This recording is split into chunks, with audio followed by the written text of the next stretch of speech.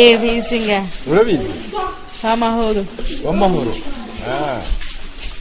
Nubwo bigoye kuba bavuga bakoresheje umunwa no kumva bakoresheje amatwi, mu buryo bwabo bw'amarenga barabasha kumvikana no gushyikirana mu buryo bwihuse.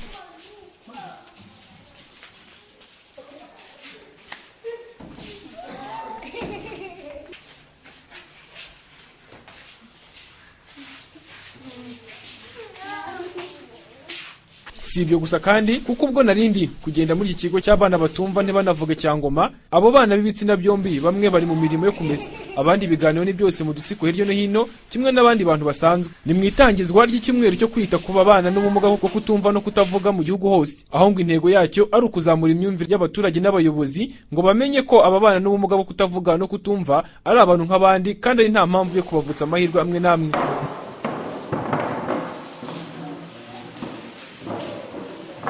Nk'uko Rwaka Parufe, perezida w'abana n'ubumuga bwo kutumva no kutavuga mu Rwanda abisobanura, ku mpamvu ariko z'uko atavuga nawe ntiyumve, ni mu buryo bw'amarenga ariko ni mu ijwi ry'umusemurira.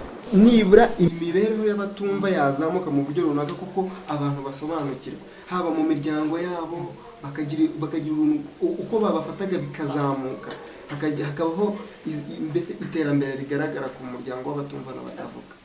Bisobanura ko hari amategeko runaka y'abamugaye baba batubahiriza, ariko noneho bituma babibona cyane cyane nk'ahangaha mu Rwanda abamugaye baracyari hasi cyane.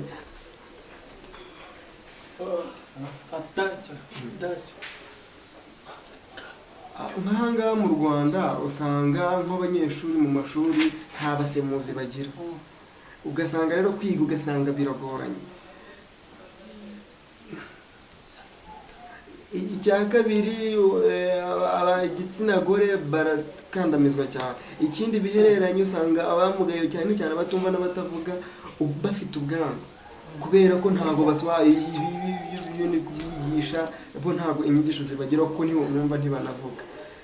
Ariko bifuza ko iki cyumweru nibura nyuma yaho abantu bazaba bamaze gusobanukirwa ibintu runaka.